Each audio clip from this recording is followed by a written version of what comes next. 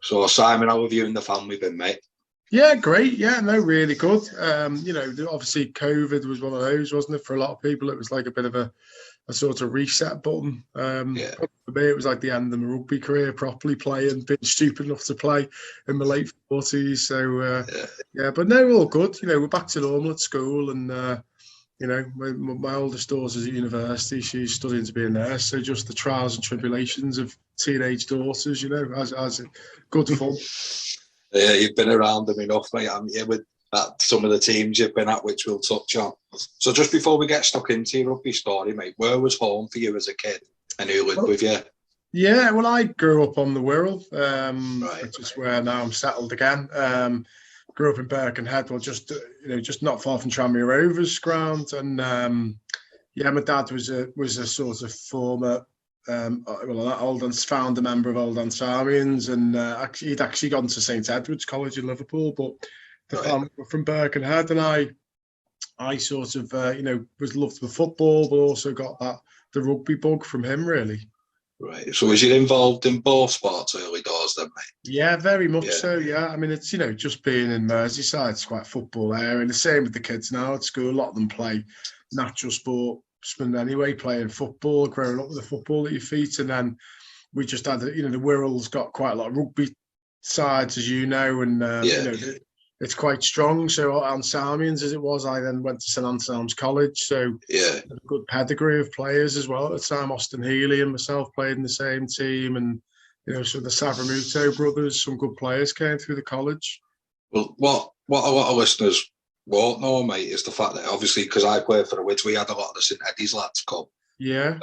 And Liverpool produce some top players, don't they, that you probably wouldn't anticipate come from, like, Merseyside, like you said, really. Yeah, well, that's it. I mean, like, even Merchant Taylor's obviously with Mike Slamon, who was closely linked in the early days with Orrell when he was coaching Orrell. I mean, he brought a lot of good players through, like Ben Kay, his own son. So yeah, I mean, it's just. I always say that to the lads now at school. A lot of our best players are lads who haven't touched a rugby ball before they actually get to secondary school, but the natural movement and their sort of vision is, if they're good footballers and they like to get stuck in, then they tend to be naturals at rugby once you teach them how to tackle and things like that. Yeah, right, mate. So what club was you first introduced to, and how did that come about, rugby-wise? What club? So, what was your junior club? Yeah, well, let's say my dad was part of Old Ansarmians Rugby Club, now Ansarmians, and they had a link to the school, St Anselm. So, I was the youngest. My two older sisters were. So when I came along, it was literally my dad wanted to keep playing in his like 50s, 40s, 50s. It was take me along. So I just grew up alongside rugby and, being abandoned at the side of the pitches on a Saturday afternoon. It was great, Yeah. So it was to say, and my dad was also part of the Cheshire committee. He was on disciplinary for a bit. So, he just was really, rugby just became sort of part and parcel of my life from a young age. So do you remember back then how it was? Was it like, was it full pitch? Was it tackle, tag? Was it? Well, I played mini rugby from about 5 or 6, and I think from what I can remember, it's probably like 22 area, half a pitch. Yeah. But we had a really good team. In fact, funny you say that. On Friday, we're all going out. The old team we used to play for, which we ended up under 11s, under 12s before we went to secondary school. We had some real good ding dongs with. With teams, local teams, we won a load of the local competitions. We're all getting together on Friday night in Liverpool, having a few beers and that. Yeah.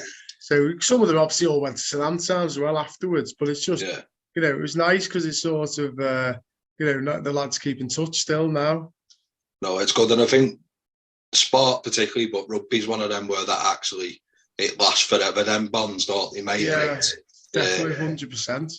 So was there any, rep stuff when you were younger? So did you go Merseyside and stuff like that? Yeah, well, so really for me, that side of things happened when I went to secondary school. I went to St Anselm's College where I now teach and run the rugby. But so, we had some good players at the time. And I remember sort of breaking into like the Cheshire side about 15 and 16. I mean, it was mad because coming through then I was a fly half until I went back to fullback when I got to under 18s. But obviously Neil Ryan who you've probably heard of, really good player. It was good rugby from De La Salle, and he was ended up having a good rugby union career, but he was just unbelievable player. So it was like you'd come up against him every year for Lancashire and think, oh, that's like another level altogether. Well, even at that age, you'd think that's right. He played England under 16s a year early and then played England under. We always used to laugh, Austin and I, when we went to university, because he was the man with the most stash ever, because he'd been in the England setup for about 6 years when he was about 19. So he just seems to have banks of England stash and North stash and everything the whole time. His brilliance and all that stash hasn't gone out of fashion, mate. I know, it's still what you look for, isn't it? Pre-season. So how would you, as a kid, say you went to the trials and that, and it didn't work out? How did you used to take that? Well, the first experience was like when I was under 15, so what, year 10 now, like fourth year. I remember getting knocked back at for Wirral School, like West Cheshire, really. Right. And then we had the guy Martin Regan, who's famous England international, who was our rugby coach. And when I had a really good season, at the end of the season, they had some more rep games, and he rang up the coaches and said, listen, you're going to have to give him a run because he's playing really well. And then I broke in and I never looked back. But I still use that as like a sort of story for the kids when they don't get picked sometimes. You know, you can go one or two ways. It can either be something that just knocks you and then you feel sorry for yourself, or you look at the people in your position and you think, well, I've got to get better and I want to play to a higher level, and I want the next time we come to a trial, I want to be better than them. So, you know, in many ways, it's part of life. It's part of selection. It's why I still like sport at school, because ultimately you will always have a winner and a loser. A lot of kids are sort of brought up now just thinking that life's just going to be laid on a plate for them, while sport still gives you those instincts of, like, you know, there'll be days when you play well and you lose, and other days when you get a lucky bounce and you win, but it should teach you sportsmanship and resilience as well. Yeah. So how would you transition into high school? Do you reckon sport out with that? Yeah, very much so, yeah. I mean, and then, you know, I say St Anselm's was always a rugby tradition, even though we're in Merseyside. It's quite a football area. You know, we all like football, watching Tranmere and Liverpool and Everton, but it was a rugby school. And, you know, as soon as you went to St Anselm's, there was no bones about it. This was a rugby school, and they were going to play against, you know, the top schools, and they wanted to compete. So, you know, it was always part of my life, and competition was always part of my life, and I think it was important. Yeah. Both sides of the coin at that as well, isn't it? You said it yourself, yeah. So when you were playing standoff, mate, how did you? Because as you get older, the game changes. We call it, like rugby league, call it standoff. We call it fly halves, number 10. Yeah. Either way, you're a pivot, aren't you? So how did your vision improve, and did that come from anybody, or was it just a natural progression in you? Because the game gets tougher at 10, doesn't it? Yeah, again, I probably, you know, it's a good point, that, because I think probably later in school, I sort of had a flirt around with I played in the forwards, then I went to scrum half, and then I went out, and then I sort of dropped away from rugby for a year or two. And it was only about, as I say, when I got back year 9, year 10, so third year, fourth year, I went then. A really good lad called Chris Jones had left school to go up. His mum and dad had split up, and he went to Scotland with the mum, and he was the best player in the team at fly half alongside Healy at 9. And they needed someone. I had a decent boot, and the teacher put me there. And then I was at fly half for a few years, and then as I went up to sixth form, I went back to fullback, and it just seemed to be I'd play fly half for the school team and fullback representative wise. But I always thought that was good, because when you're a fly half, you need to be thinking what a fullback's going to be thinking all the time. And when you're a fullback, you want to be sort of double bluffing the fly half. Obviously, there was a lot of kicking and tactical kicking. So, you know, where you stood and then moving around, thinking what the fly half would be thinking, and then vice versa. I go back to fly half and think, well, I know what the fullbacks wanted me to put the ball. So you'd bluff it and put it the other way, and just instincts like that. And then, you know, I just found it, you know, it was good to play both positions at that age, really. Yeah. So attackively, would you split the pitch with your 10 and 15? Because that was before the 12 was a second distributor, really, wasn't it? Back when we were playing. Yeah, a little bit. So you. Yeah. Yeah, I mean, we played a reasonable good band of rugby at St Anselm's at the time and moved the ball around. But I mean, yeah, I think you know, I think a lot of playing fullback, which hasn't changed dramatically now, is, you know, obviously an attack just to join the line and get involved. And even, I was never blessed with pace, but I was always had good reading of the game, could run good lines. And I think that got me away with not being that quick. A lot of players, even when I went higher up the levels, had blistering pace, but the fastest players don't always utilise that pace effectively. So certainly I was probably, my skill level was more than back then, got me out of trouble a bit more than my actual pace did. I mean, I think nowadays you'd struggle to play in the back three at a decent level of rugby union or league without being blisteringly quick, wouldn't you? But in the sort of 80s, 90s transitional period there, if you were a good player, good footballer, could read the game. And I think my fullback abilities came from being, a reasonably competent 10 and understanding the role of fullback and sort of being able to second guess sometimes what the 10 would do, got me again into the right positions. I had good positional play instincts, I think, which got me out of trouble a few times. Yeah. So did you enjoy it? Because you'd have played with like an intense defence in your face. So did you enjoy having a bit more time to look up? You're saying you weren't the quickest, but your game now's put you in the right places at the right time.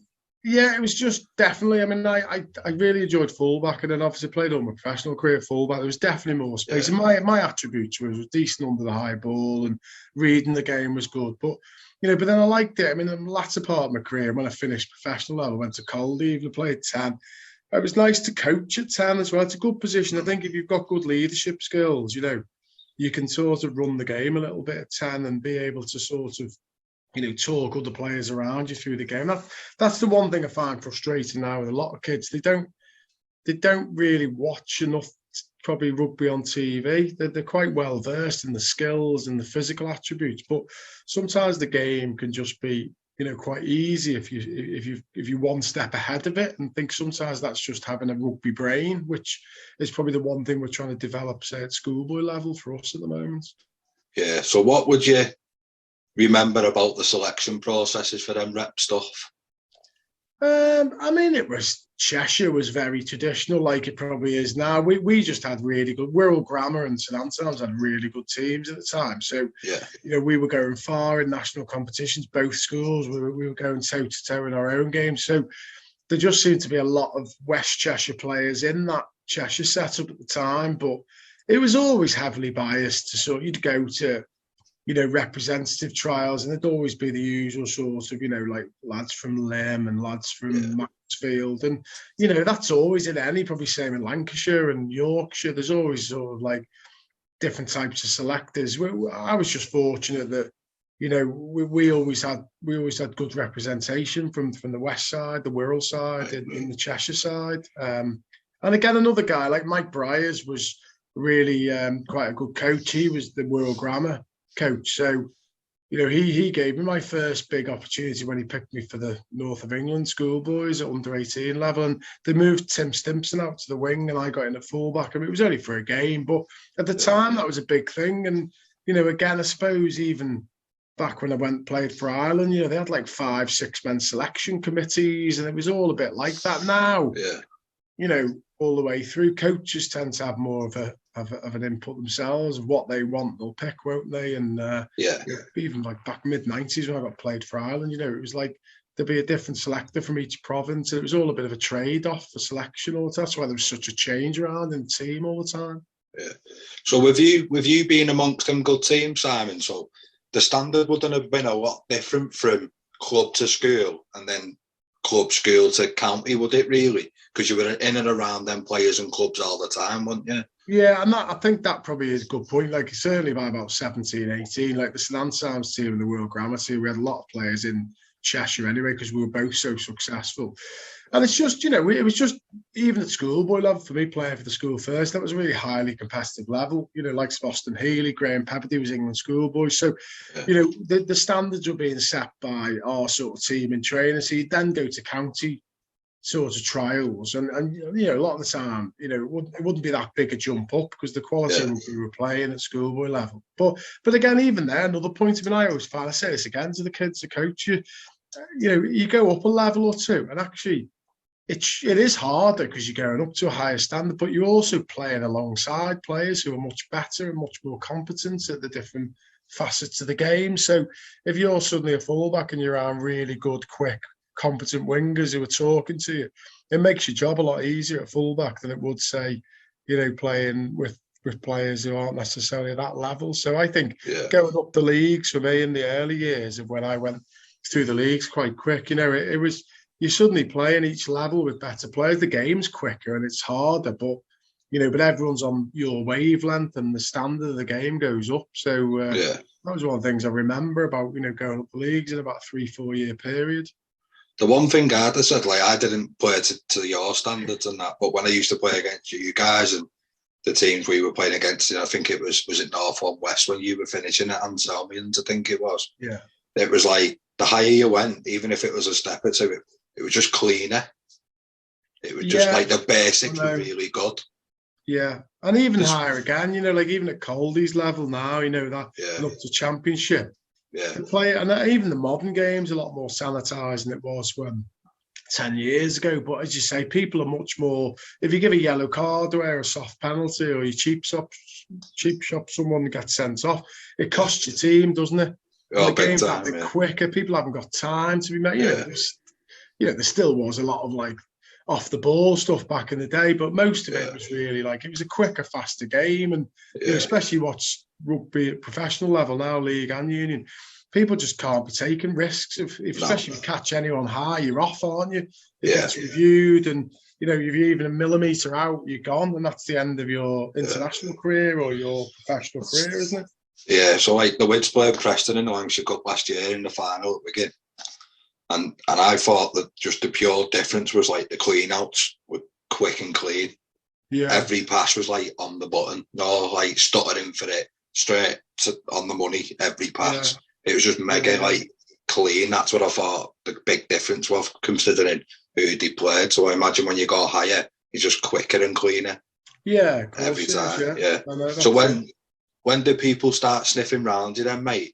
When was your talent getting noticed? Well, I mean, again, even that was probably different then to it is now, because, for me, I probably a big break for me was at the end. I got to North of England schoolboys squad with Austin, myself, a few of us. And then really after that, I sort of went off to university and I was playing, for Anselmians for a year, but I was in the North of England under-21 setup straight away. And then because of my Irish qualification, the Irish selectors wanted me to go and play for the Irish Exiles. So it was around then, really. I mean, the game wasn't at that point even close to being professional, but it was just getting to that point where, there were clubs that, sort of, Wirral probably weren't as onto it as others like Northampton, but clubs were sort of wary of you, were chatting to you all the time. Like Waterloo were quite big on that. And, there were things like, little incentives for going to places. But, it was around that time, leaving school, and, what were we in there was sort of probably 92, 93, when,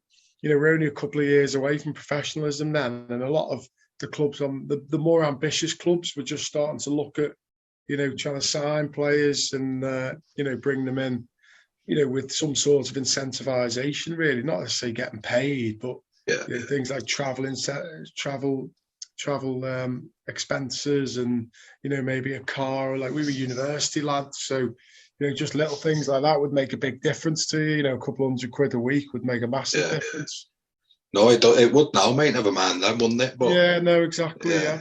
So how did he find out about your eligibility for countries, mate? Do you have to disclose that when you? Well, yeah. I mean, I was I think it was just, my family was Irish, so it was quite well known anyway. That, and there was a guy called the late Jim Harty, who was quite high up in the Irish Exiles, and he got wind that I was sort of playing a decent level. He came to watch me, and very quickly, that was the big thing. I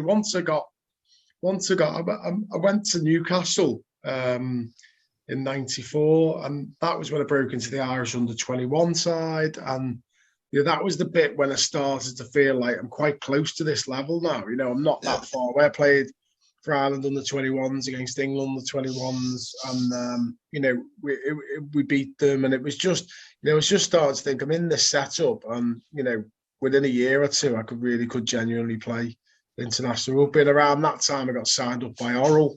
Simon Langford had retired, and Wirral were looking for a fullback to replace him. But again, even that, like now, it'd be really there'd be someone ring you up. I mean, I think Sammy Southern might have phoned me up or someone, but on the landline. There was no big phone. Yeah, so there was no big fanfare. No one. It was just he was Healy more than anyone. He said, "Listen, do you fancy coming to Wirral next year? This Simon Langford, he's retiring now, good player, but he's you'd fit the bill here because you're a goal kicker and a fullback, and that's what they're looking for." And it was just a bit like, yeah, that sounds good. I'll go there. Next minute, you suddenly in and around a load of like top players, and you're playing in the Premiership, and it's like, say it's just all part of that development. But it wasn't like now where there's academies and people know you from when you're 15, 16. There's a pathway for you.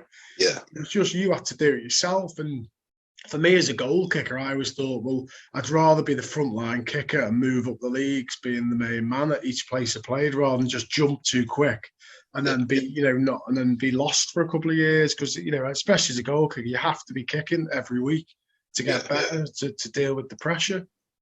So when did you discover that? Because you're prolific with the boot, mate, weren't you? So when did that become a thing? Was it at school, really? Yeah, I mean, it was just all the way through school, because I was a footballer, I could strike a ball really well. And then I suppose, as I started to hit the representative sides, being a good kicker was another thing. It wasn't the reason you were picked, but if you're suddenly knocking balls over, it got you noticed. And there weren't that many good goal kickers around, sort of early 90s. And I just suddenly thought. So I was a big sort of, watched a lot of rugby, and I followed rugby. And there was a lad, Grant Fox, in New Zealand, who was like this, world class goal kicker. And I used to read articles on him, and about how his training. I would practice for like an hour or 2 hours a day sometimes, and I just got obsessed about it.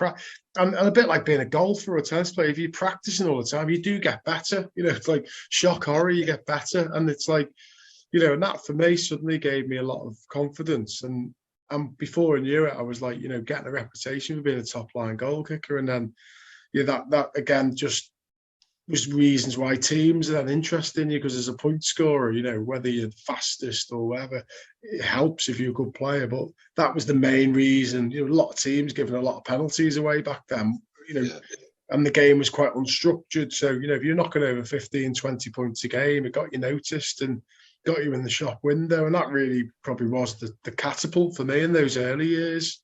Yeah. So who was your first club leaving school? Was it Wirral? Yeah. Well, no, it was so I left school, but I went to Anselmians, and they were down the leagues. It was local rugby, but I was at university playing at Leeds University with quite Dan Luger and Healy and Jimmy Naylor and all these players. So, but I just went. Then I went to LSH, and then I had the move to Newcastle because it was part of my year out at university. So I sort of moved quite a bit in the first few years, and then I was all settled in Newcastle, but I had to go back to university in Leeds. And that's when Wirral got hold of me, so it all crossed over. It was sort of a bit lucky in some ways, because it was at the time the Irish thing was kicking off, and then obviously they were delighted that I was suddenly going to a Premiership club and was frontline kicker and in the shop window. And that year I got capped in '96. So how was you in a new environment, mate? Was it easy for you to fit in? Yeah, I used to like it. I mean, I never saw moving or anything like that as a challenge. It was just another, again, because a lot of the time, if you're doing well at a level and someone at a higher level wants you to go there, it fills you with confidence, doesn't it? That you think, well, they must see something in me they want. Yeah. So, whenever I moved, I always moved and I always did well. I went from Anselms to Liverpool St Helens, was like leading point scorer that year in the league, and then Newcastle snapped me up because it was on my year out, and they got me up to Newcastle to do my surveying year out, and again I was leading point scorer in the Championship, and that's when Wirral came in around the time I was playing Irish under-21. So I was just success breeds success, and I knew my kicking was such a prolific part of my game that I practiced a lot of it, and not that many people were probably up until the Johnny Wilkinson sort of era, and not that many people were probably practicing. I mean, the one I remember, for enough from around here, is Frano Botica. Suddenly turned himself into this like machine kicker, didn't he? But I think when I read articles on Frano, he was talking about Grant Fox, because same sort of principles. He'd just be out there practicing, and it was a big thing back then if you were a goal kicker of note. and you were successful, then, whether you were a good player or not, your place was assured, wasn't it, back in those days? Yeah, and it's just about trusting the process, whether you're a 50 up or one down, isn't it? Stick to your routine. And yeah, that's it. And I just, that got better over the years with professionalism and video analysis and everything. But, for me, and, I've said that in one of those, podcasts I did recently, so I was probably too obsessed in those early years. I probably did too much. I had this routine of, I think it was 30 kicks. They're all quite straightforward kicks, but if I even missed one, I started again, and I could be out there sometimes for that. And then sometimes I just have to walk in because it just mashed my head that I was missed. But it got me really trained up to be, just constantly back. Because the other thing with goal kicking is everyone thinks, you do win the odd game with a late kick from wide out, but 9 out of every 10 kicks is a relatively straightforward kick. The top kickers just don't miss those kicks. No. That's the thing of saying against kids at school. Everyone goes out, first kick they do is 50 metres on the halfway line. It's like, it's unrealistic. One of them every 2 games. The reality is you get all your kicks in that 15 metre to 15 metre area just outside the 22. And if you're knocking 90% of them over, then, your coach, your forwards, your other players are made up every game. You're scoring points, aren't you? And that's how... I just became quite sort of, quite metronomic for doing that and not missing much, and that gets you noticed, I suppose. Yeah. And did you ever feel in them early days overall by any, because the clubs you're talking about were all big clubs, aren't they? They're well recognised. Yeah, I mean, again, like a bit like you're saying there about, that always used to pain me, like not being selected for that West Cheshire thing. I think I always use things to motivate myself. I had some real shockers in the early days. I mean, I'd be kicking kicks from the halfway line, a lot of them miss an easy kick under the post on the 22 or something. And they were the things that always sort of just inspired me to want to practice more. Thought, probably it was only when I got to sort of real professional level at Richmond, I had a kicking coach. You just started to think more deeply about it. I probably dare say too much physical work and sometimes the mental side of the game and your mental preparation and, actually having the confidence not to do too much and to do quality over quantity is something that just comes with experience and coaching as well, I suppose, good coaching. Yeah. So we'll start at Anselmians then, mate, before you made all your big moves. Does it just like your second home and you're playing with your mates and then that's when the seriousness starts beginning after that move, is it? Yeah, I mean, looking back, it was sort of probably bizarre that I went, it was quite a decent, played North of England under 18s.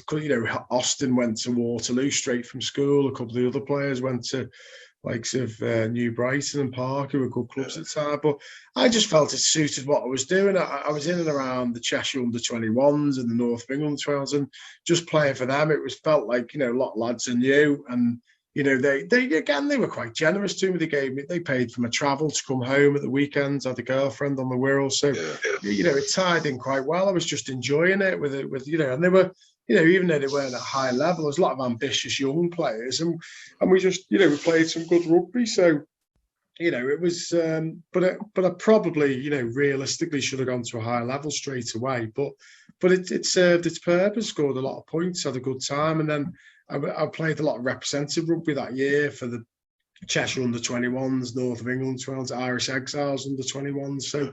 So really, I probably played as many games again, representative-wise. So it sort of suited probably not playing a really, really high level on a Saturday, because I was playing a lot Sunday and midweek games. So, but it's like when you're that age, when you're 18 and 19, you play every day of the week. Yeah, you're invincible, mate, aren't you? Yeah. Well, you probably was, I weren't. So how does your next move come about, and where was it, and how come it was them? Yeah, well, it was, I went to Liverpool St Helens. It was actually a guy, Dave Buttery, who was a decent coach. He was the Cheshire County coach, and I broke into the Cheshire senior team as well that year, even though I was at Anselmians. And I think everyone at Anselmians knew I needed to go on then at that point. Yeah.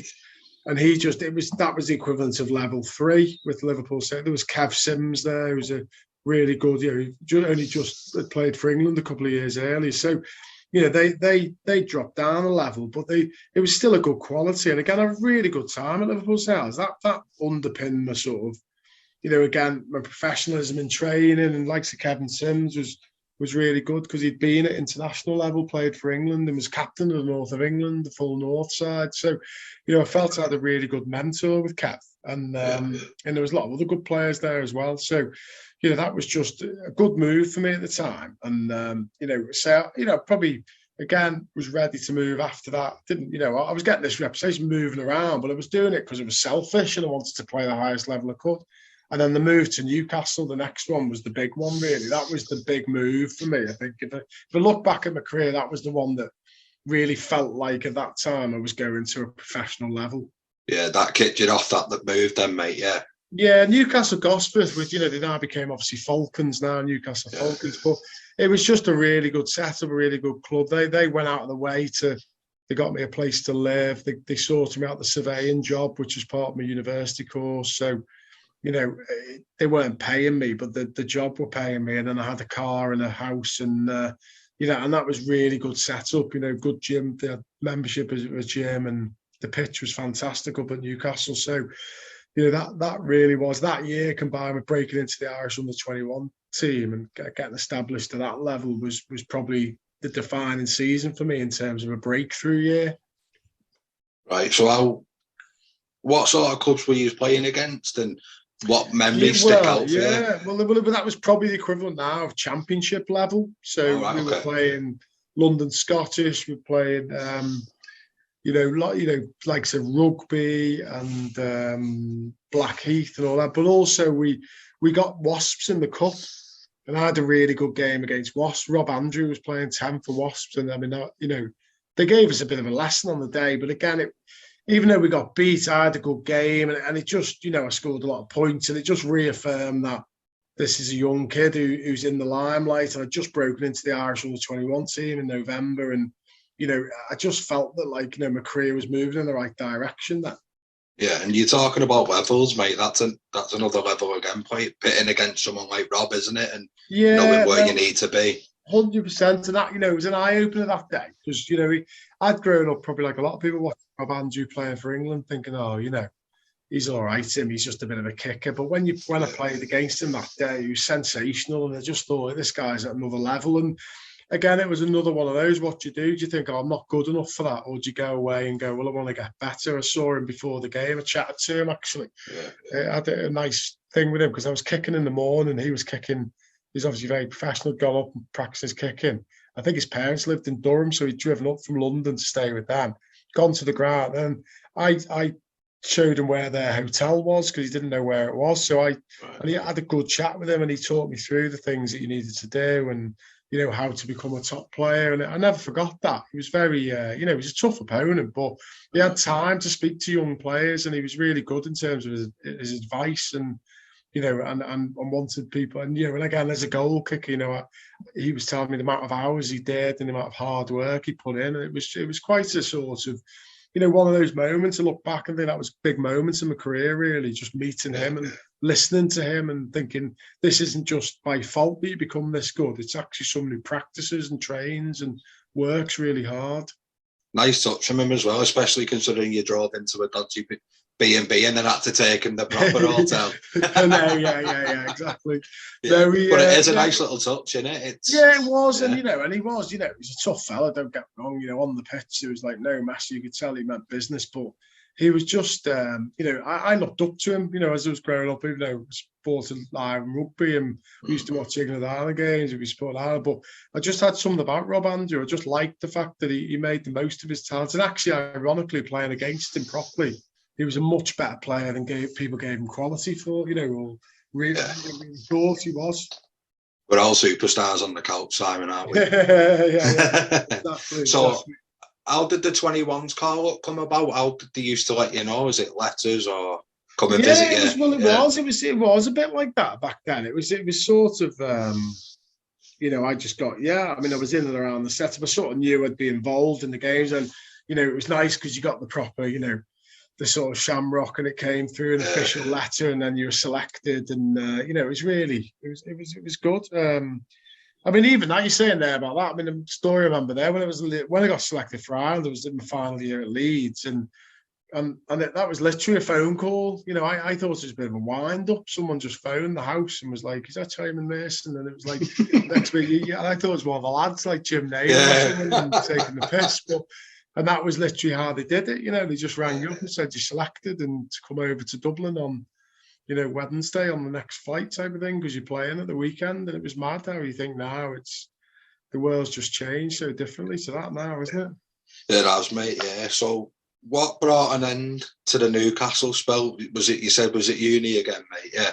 Yeah, I mean, you know, people thought it was crazy that I moved, but you know, and ironically, that following year was when Newcastle got taken over by, you know, the fellow John Hall and all that who owned the football. But again, the oral thing was just Austin rang me and he said, "Listen, you know, they really want you to go." Because classic Austin, he goes, "I think you're crap," but he goes, "They think you're good," you know. Yeah. Said, "But I mean, there is a place for you, and we're all going to be at uni next year again. Last final year, we'll all travel across in the car." Dan Luger was signed, and Jim Naylor and Austin. I thought, you know, good young players all playing together, and the main kicker and goal kicker and fullback was retiring. So again, Newcastle weren't too happy because they'd looked after me for a year. But I just thought, you know, this is it. This is the chance to go to the highest level of rugby and play in the Premiership.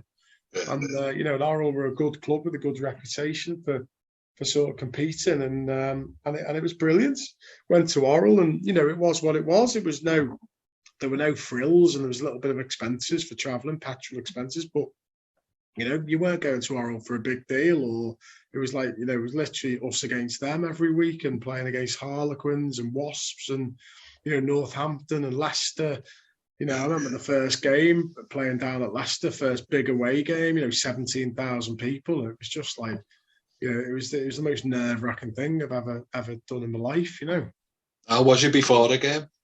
Was you a nervous guy anyway? Or? Yeah. I mean, I'm quite relaxed, but I think the problem being a goal kicker is you always sort of think the worst. You know, you realise it could all, and then once you're out there, it's fine. But it's not, you know, they're sitting in the hotel a couple of hours before the game, thinking, "Oh, what if I slip, or what if I do this, or what look like I might." You know, it's just the demons, and it's very rare you don't get that. And I suppose in a way, you know, that gives you the edge and makes you quite, you know, that the nerves can drive you on, can't they? But you know, but in the early years as a young lad, they do become a bit debilitating, and then when you get on the pitch, it's fine, but it's the bit beforehand and the walk into the changing room and just feeling sick, and you know, so moments like that you don't forget. I mean, I wasn't, because I'd played in like away at Welford Road, 17,000, quite on top of you, suddenly playing at Twickenham or Lansdowne Road, it wasn't as overwhelming because you sort of had that, you know, a bit of a lead up to that. I think if I'd only ever played in front of 1,000 people or something,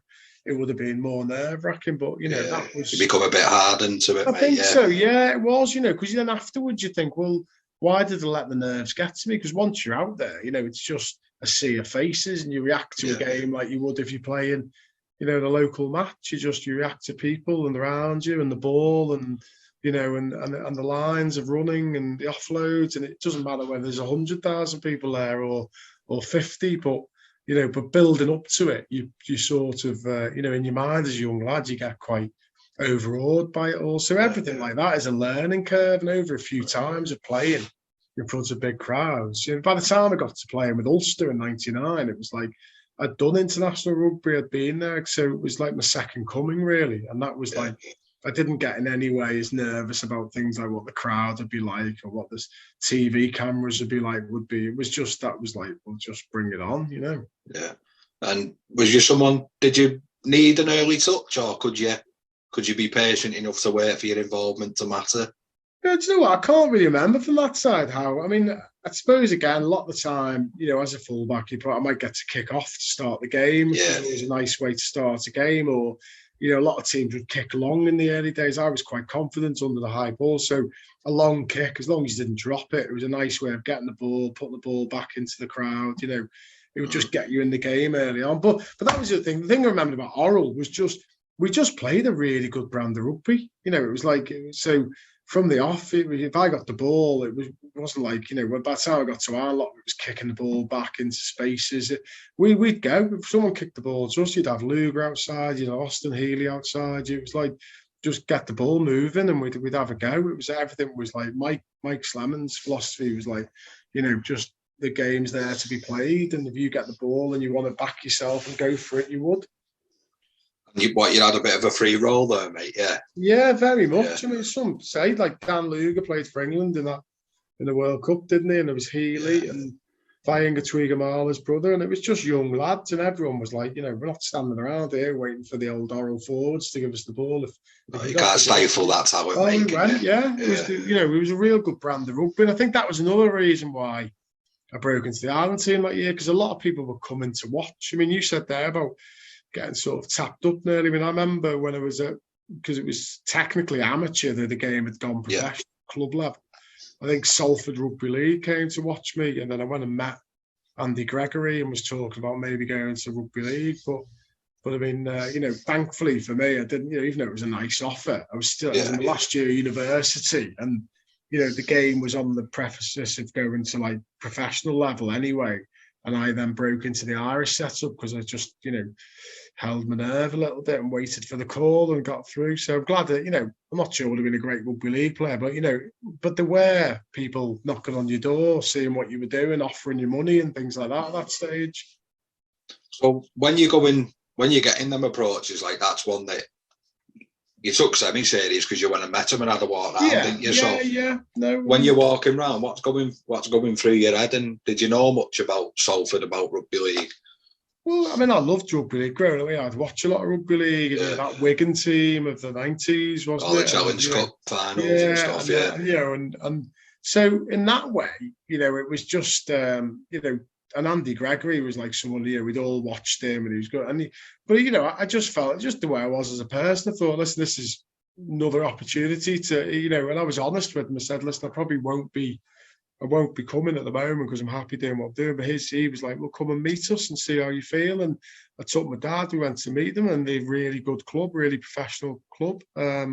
Don't burn a bridge if you don't have to, do you? Well, that was it. And, I was just to say, I was happy, probably moved a lot around in the 80s, would move clubs. I was quite ruthless with how even if I was doing well somewhere, if I felt there was a better offer or a better opportunity for me, then I took it, and I was quite selfish. And I suppose, the same happened in the professional era as well. If I felt over a couple of years I wasn't getting in, or wasn't playing as much as I wanted, there was a better chance to do something else, I would do it, because I just thought life's too short. And, you either become a one club man and play for years and get that, or you do what's best for you and you look after yourself.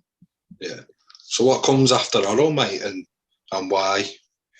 Well, that year at Wirral was the year I broke through the Irish team. So suddenly from whirlwind, I'd broken into the 18 with Ireland, and then was playing my first cap against Wales, and I got man the match in Dublin. And then suddenly 2 weeks later, I'm playing the last game of the Five Nations against England at Twickenham. It was like all the tick boxes in one go. And it was at that time that, the game had gone openly professional at international level.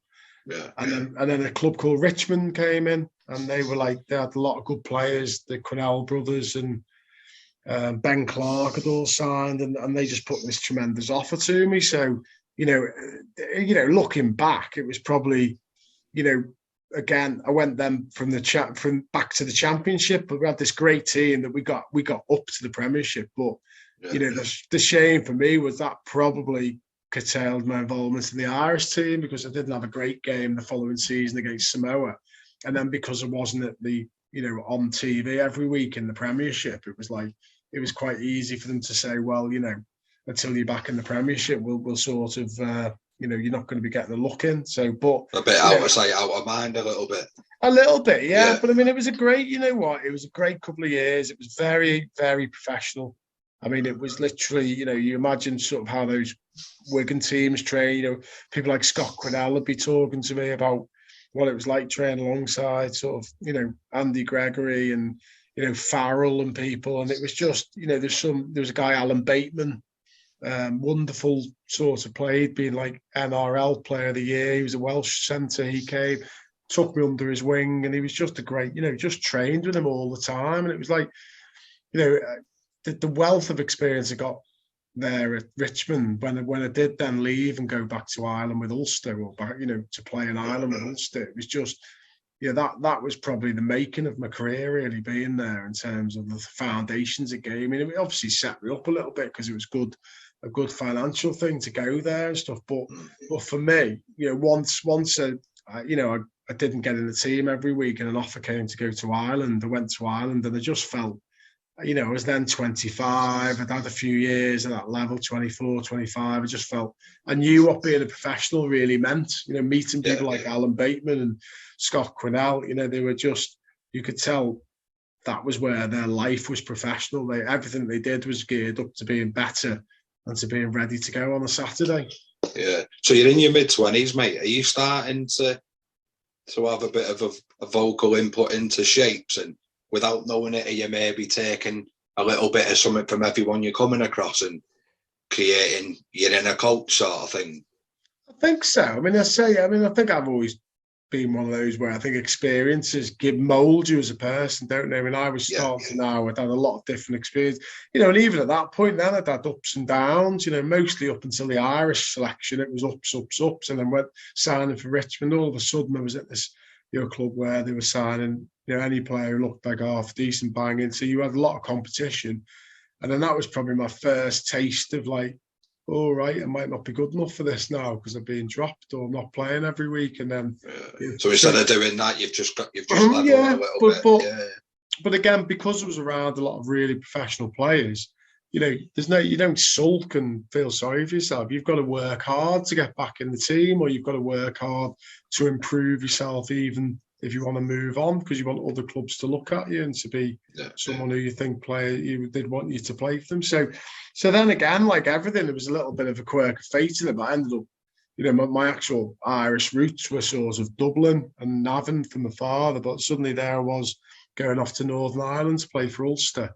And that again was just through the people I'd met in the Irish setup, like David Humphreys, Mark McCall, who were going back to Ulster, and they were like, listen, we think you'll do really well here. We're building a good team here. We just need a top frontline goal kicker, and you could come here and enjoy it. And I was a bit, I'm not playing as much as I wanted at Richmond, and I had a year left on my contract, but I managed to sort of get myself out of that and get to Ireland, and that was probably my most successful couple of years of my whole career then in Ulster. So how do you initiate them sort of chats? How do you go and say, do you tell them you've got an opportunity, or do you seek a release first and then? Well, I think it was just it was like a mutual thing.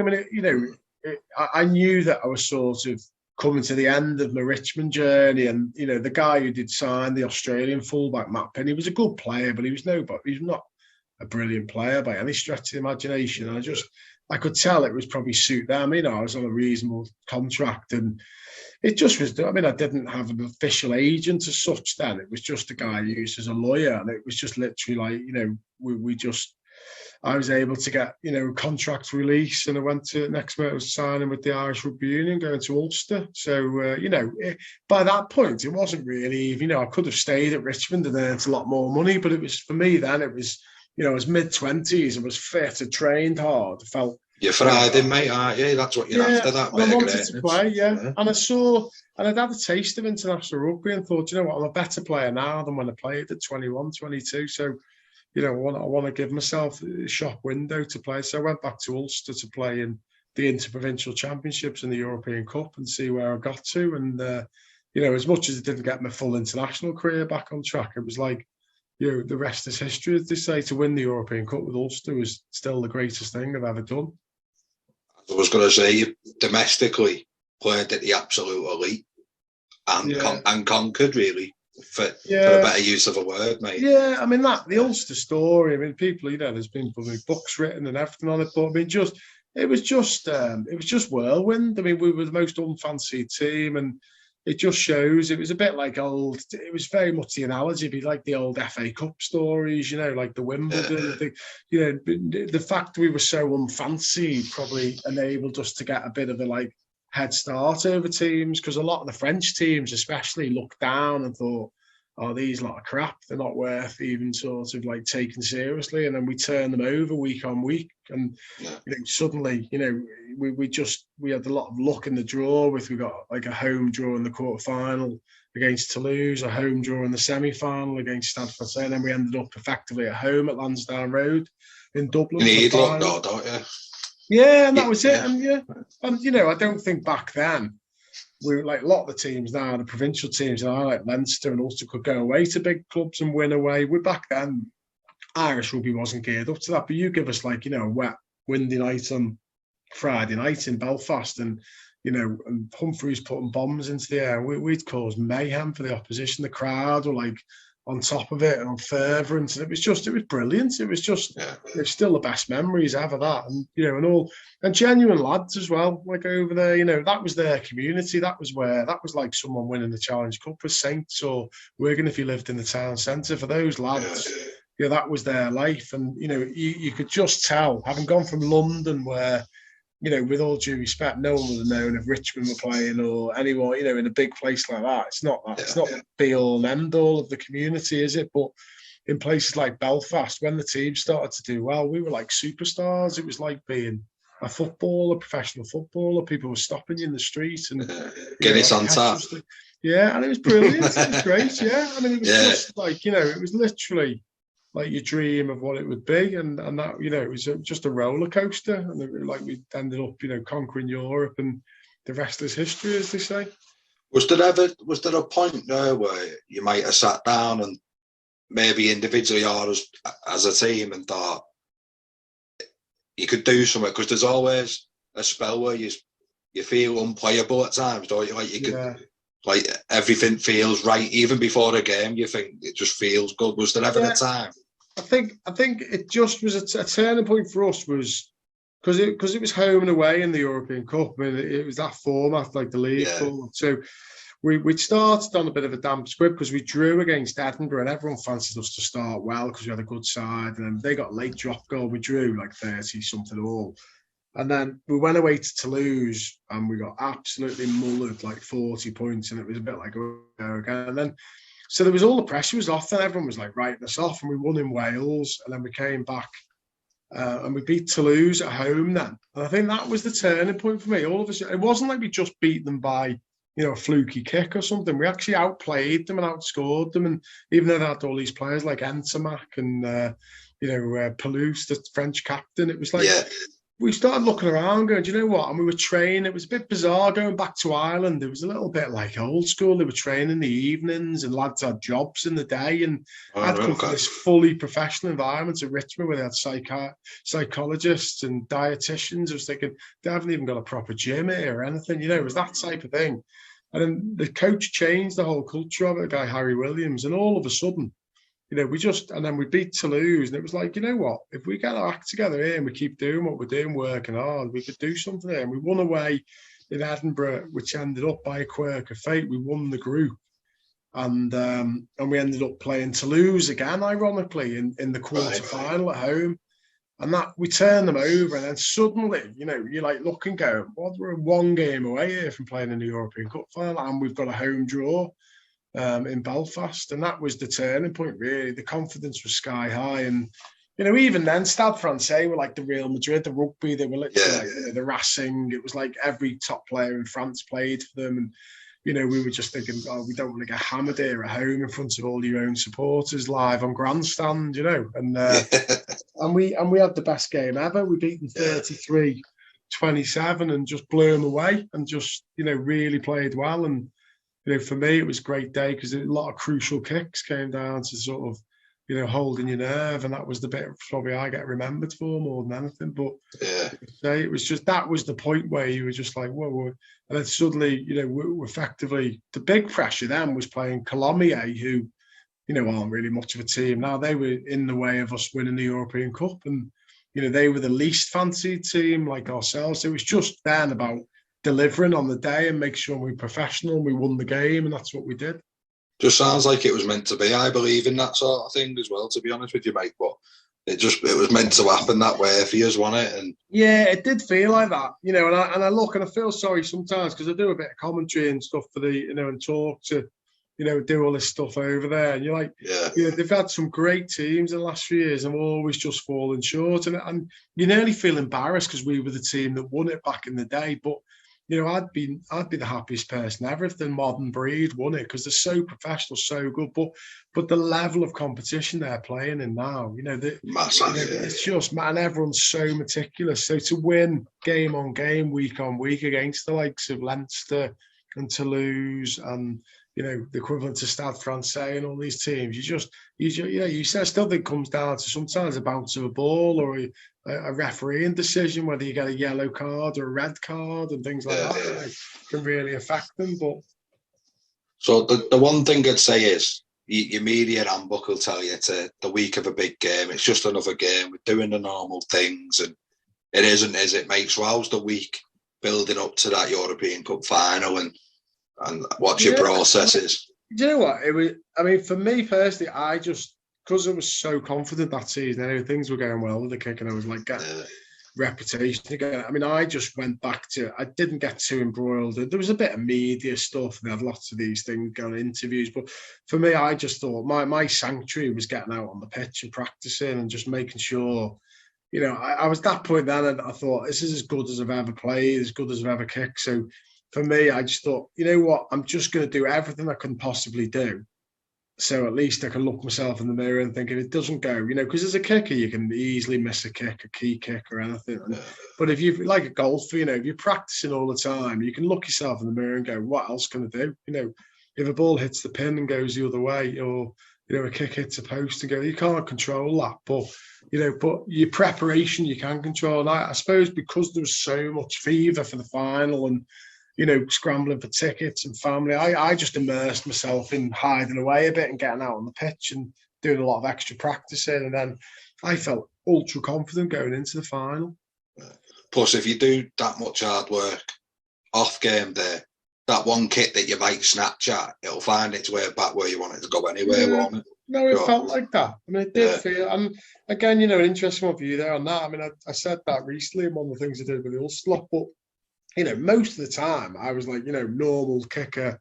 Even Johnny Wilkinson would be petrified with nerves. It's what nearly kept you going, that lying awake, in the morning, thinking, God, what if I slip on the backside or what if I do this wrong or my boots aren't the right length studs today? But that day I woke up, it was like I'd suddenly, what probably the likes of Ronaldo or Messi feel like.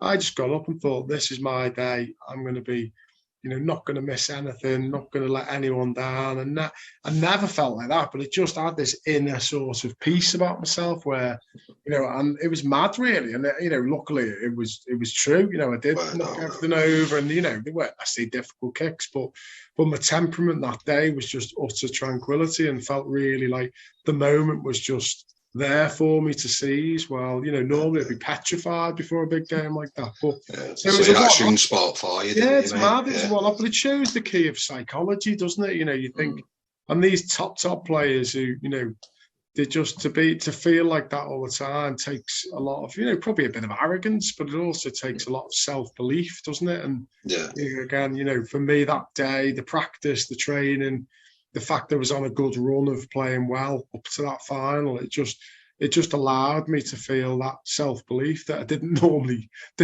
have. I think some of the best stuff can be all just walking away from an edit and being able to leave it there. Like, yeah, of course it is, yeah. Correct the bad with a good, or double your good up, isn't it? Don't follow a bad with a bad, yeah. I know, it's true. I mean, even funny you say that as well, because the doctor, the guy, there's the doctor there, and David Irwin, who was a famous player over there. I mean, he said to me in the early few weeks of being, he goes, I notice every time you miss a kick or something like that, I can tell you really let it get to you a bit. And he said, just wipe it away on your shorts. And I even do that now. If something annoys me in school or anything, or, I'll just wipe it away. It's as if to say, just forget it's gone.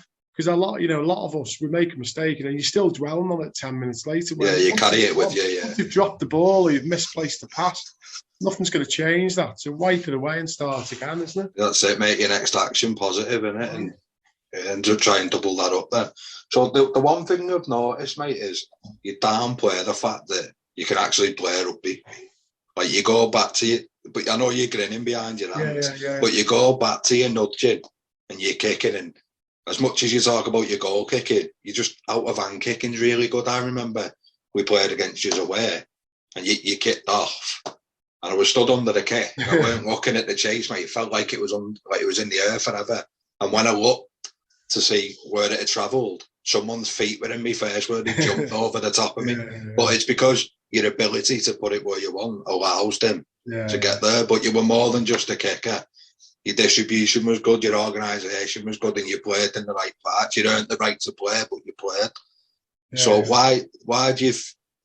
I don't mean to put you on the spot, but why do you go back to you kicking a lot when you can play? Because you don't get to the level you've been at. I mean, I suppose, I mean, probably just from the Ulster point of view, that was, the one thing that really stood out because that won us a lot of games. But I mean, it probably does. I mean, I think for me, it was a shame I didn't have that little bit more pace. I've no doubt whatsoever if it'd been a little bit faster, would easily have played another. I said this before to me, like Gervin Dempsey, lovely lad, played for Leinster, was around the same time as me. Didn't think he was half the player I was in terms of ability and reading the game, but was just really quick player. Played 89 times for Ireland at fullback, and you're like, he wasn't that good. He was a solid footballer who had a load of pace, but he wasn't a better kicker. But for me, I mean, I think in some ways, the fact that when I was younger, I wasn't blessed with out-and-out pace. I probably had to work harder at positional play and my skills, and I really did have a good level of skill. So it's nice for you to say that. I mean, I think people forget that when I played for Ulster, I scored like 5 or 6 quite crucial tries in that season, and and it was just I always felt I was really good at reading the game and being in the right position. But I mean, probably for me, because at that top level, that's what I was known for. That's where I delivered, and I rarely didn't deliver. But and again, a bit like the Rob Andrew, not saying him in any way like Rob Andrew was a quality player, but it shocked me when I played against him. I thought, here's a fella I've grown up thinking he's an out-and-out goal kicker or kicker out of hand, but the guy was just simply on a different level in terms of reading the game and getting other people into the game. So that is a quality, I suppose, to play. But I mean, again, at Ulster, a bit like the Wirral days.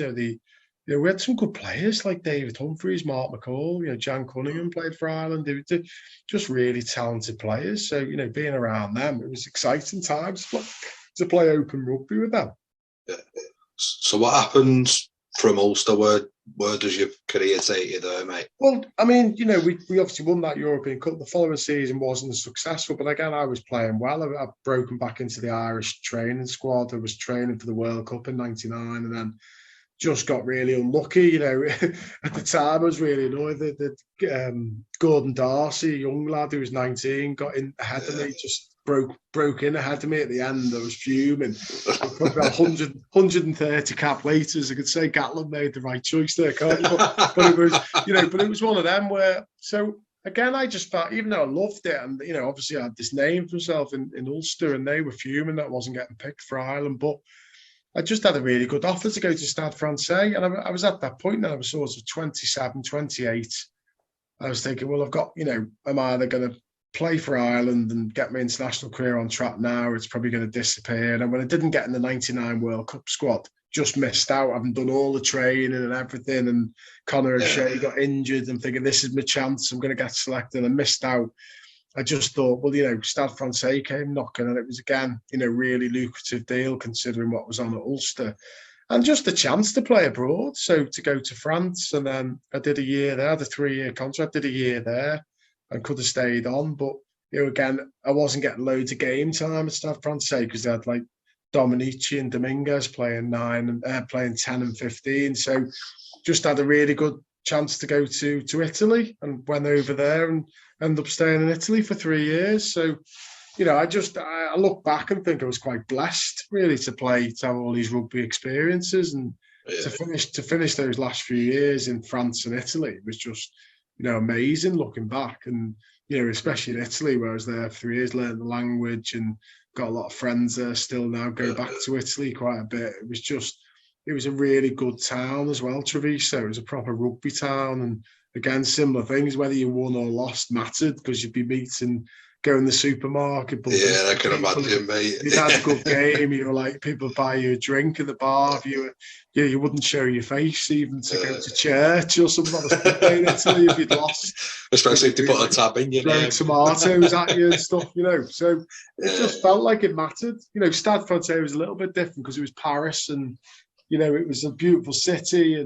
But again, a bit like Richmond in London, no one really knew whether you'd won, lost, home, whenever. Rugby player, football, it wouldn't matter. Well, in the small communities like Treviso, it was like their life. It was like a proper good place to live.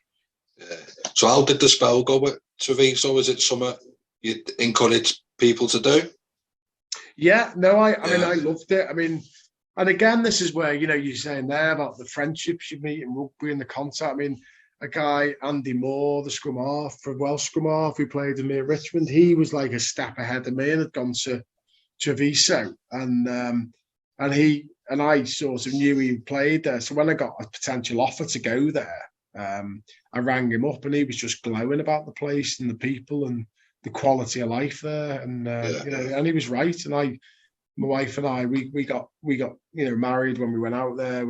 She's from around here as well, so we went out together and we got married. Then we had our first daughter was born there, so it's lovely going back now. They still sort of remember. I took a lot of the school trips. We used to do like a rugby festival there every year before COVID. It was brilliant, and there's a lot of warmth from the people there towards the ex-players, and I made a big effort with the language and to throw myself into the way of life out there, and it was just. And they appreciate that, I imagine. Yeah, loved it. Yeah, people are great and really warm to it. I could have stayed out there for a few more years, but just in the life happens, doesn't it? Yeah, my mum wasn't too well, and I'd lost my dad when I was in France, so I just thought, well, life's too short. We'll get back, and we just had our first daughter, Kira, so it just felt the right time to go, really, and then come back to the UK. Right, so where did it bring you back to? Well, back to Wirral, full circle, back to Wirral. Right. So I went, again, Wirral just had that, the wheeling. Yeah, Dave Whelan. He'd pull the plug a bit. But I mean, for me, with my mum being ill, I wasn't looking for like a full-time contract. And, it was Mark Nelson was the coach. He was at Sale and was also like coaching Wirral. He said, "Well, come back. You do Tuesday, Thursday night." Yeah, Nelly, good lad, Nelly. And you got me back Tuesday, Thursday night and playing on a Saturday. And it was like, it wasn't brilliant money, but it was okay. It's like a little bit for me in between. I did a bit of coaching and got myself, Mike Slemon got me some hours at Merchant Taylors and I was working at St Anselm's for a bit. So it was sort of my pathway into, stopping professional rugby and starting to look at a career, and had the teaching as a sideline with to get into. So, it all sorts of panned out. The only shame with Wirral going back, again, I was like really on fire. I wasn't missing anything with my kicking.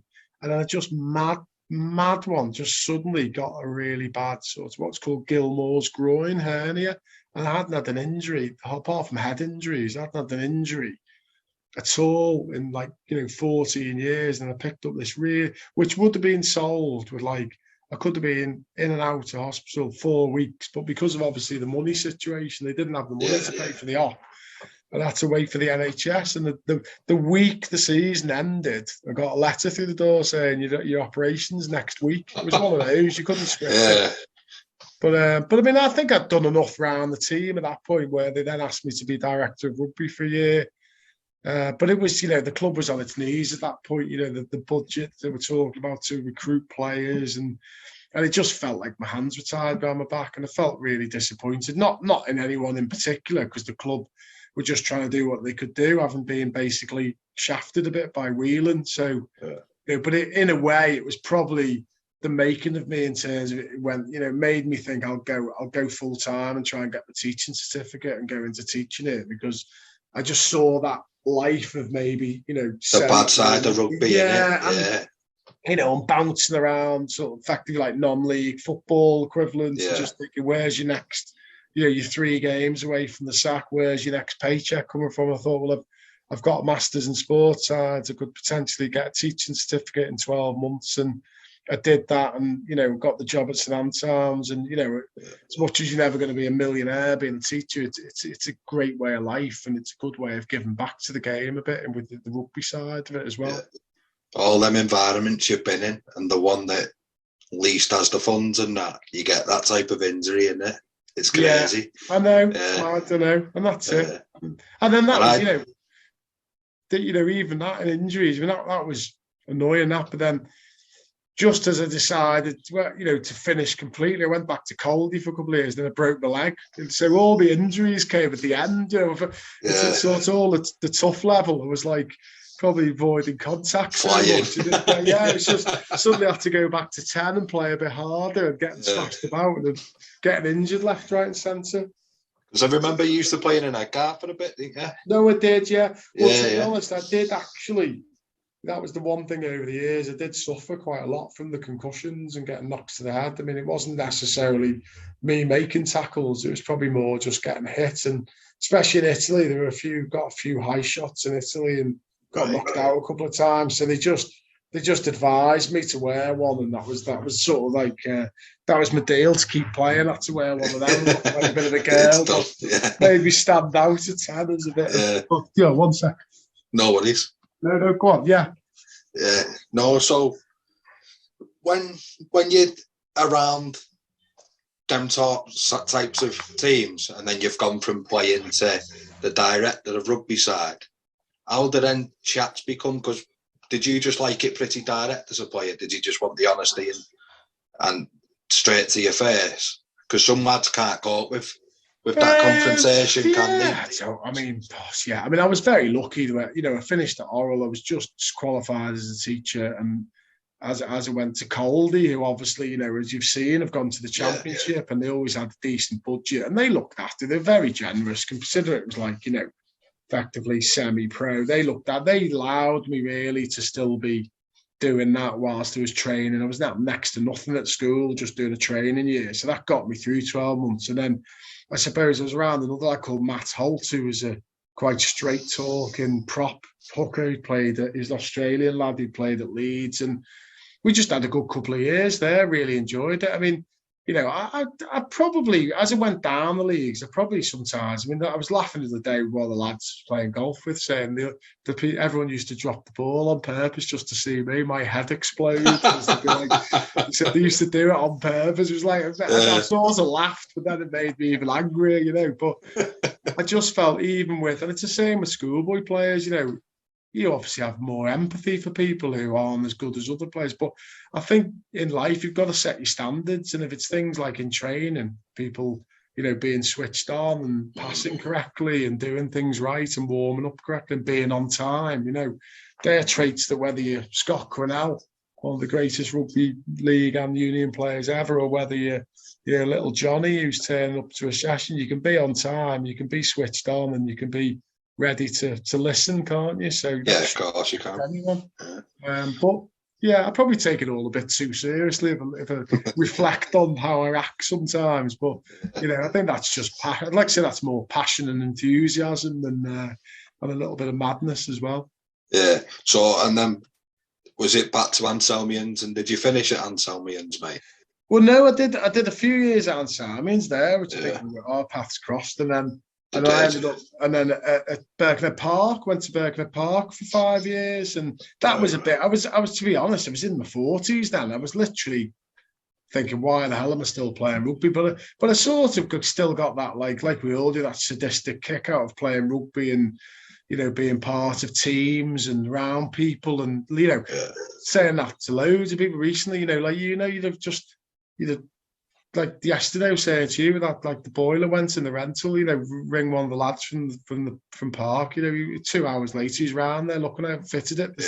The bit that needed doing today. That reliability of contacts and people and the environment you're in is great with rugby, isn't it? People you can lean on, people, friends, whatever level you play at. And that's what I try and say to the kids at school. It doesn't matter if you don't play professional rugby or you don't get a penny from the game. You can still be part of a great club and environment where you respect. I'll open doors all over the world to do anything, won't it? Yeah. Exactly, and that's where with Park, I'd sort of run myself into the ground a bit with Anselms. It'd been up and down a little bit in terms of what they wanted out of the game and how they wanted to do it. And and then my mate Martin O'Keefe, Cakes O'Keefe, he was working with me at Anselms. He just said, "Listen, come to Park. You won't have to do any of the nonsense director rugby stuff. Just you be coach, I'll do all the sort of chasing people up and Friday nights when people are ringing saying they're ill and all that. Yeah, the rugby manager stuff. Yeah.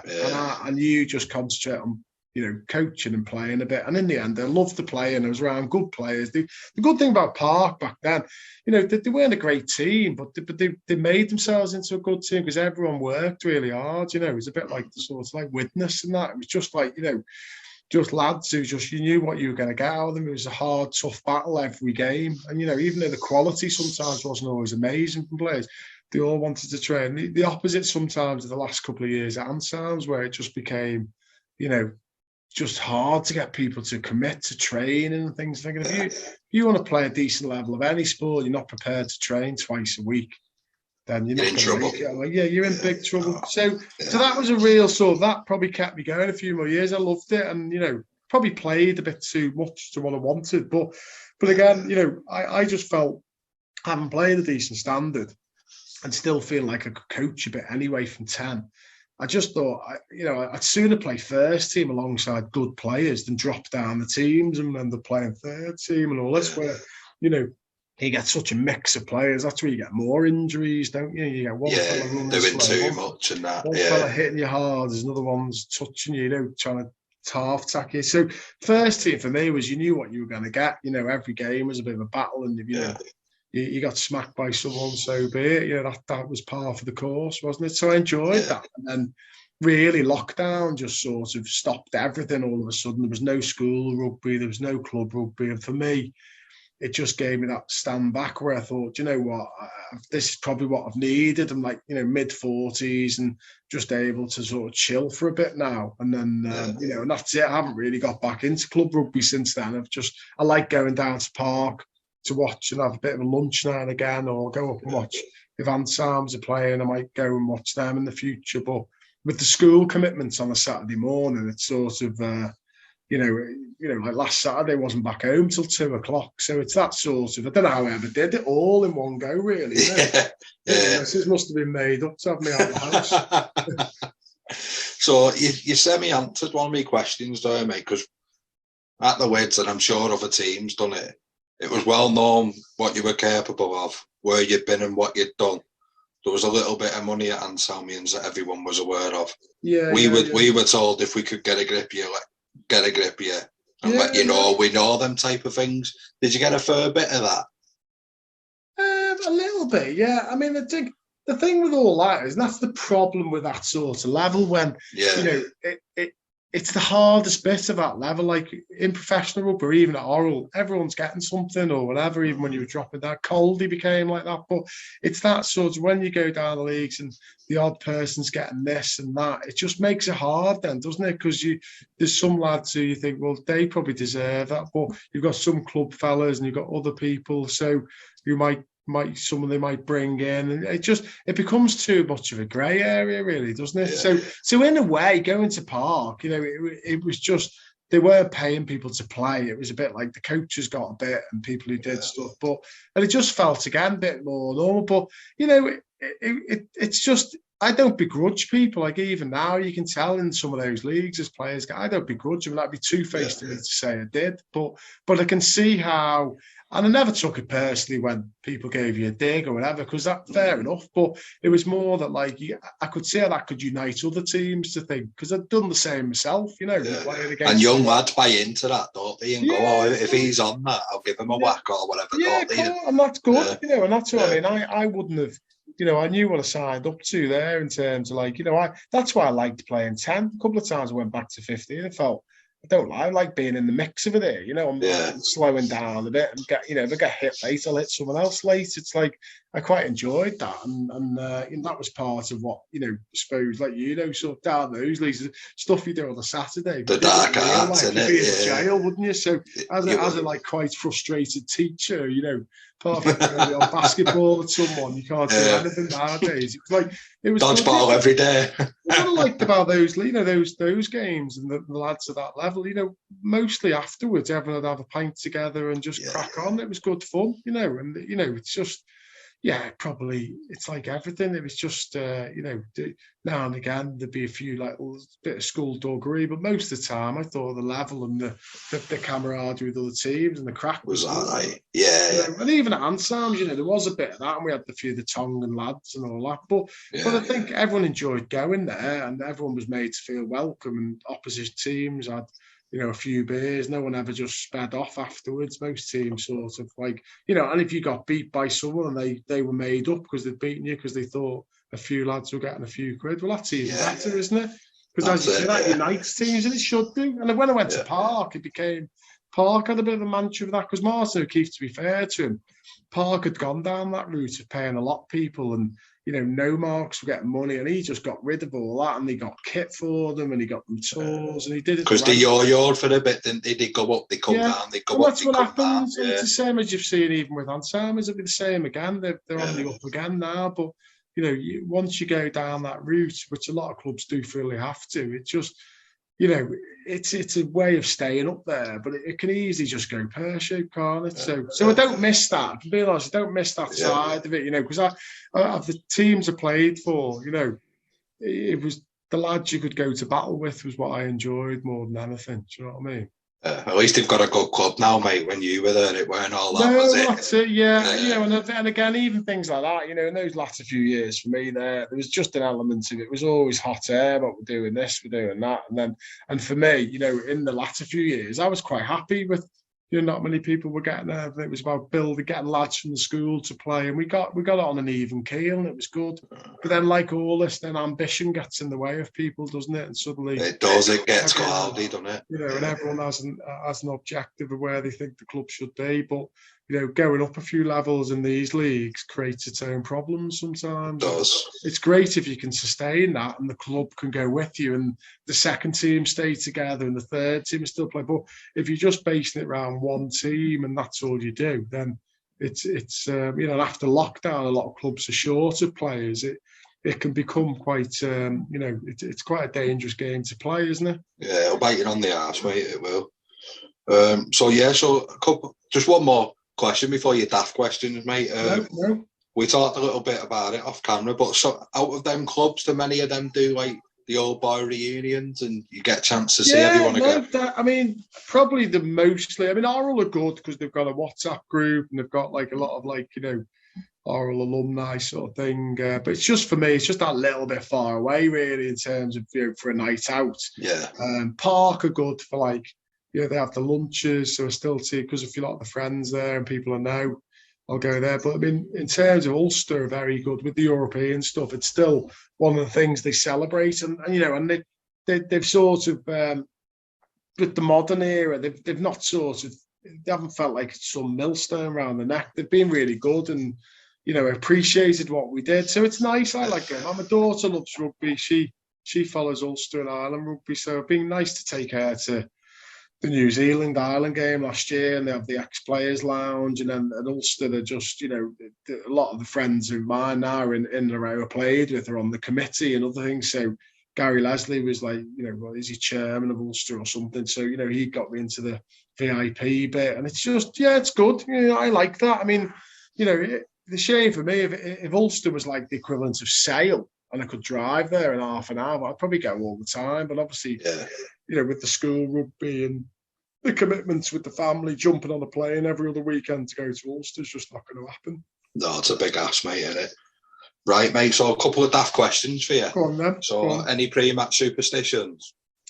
Not really. Apart from that, I'm quite obsessed with things like the ball pressure and things like that. So it wasn't unknown for me to take the balls home with me and sleep with the rugby balls before a game. Right.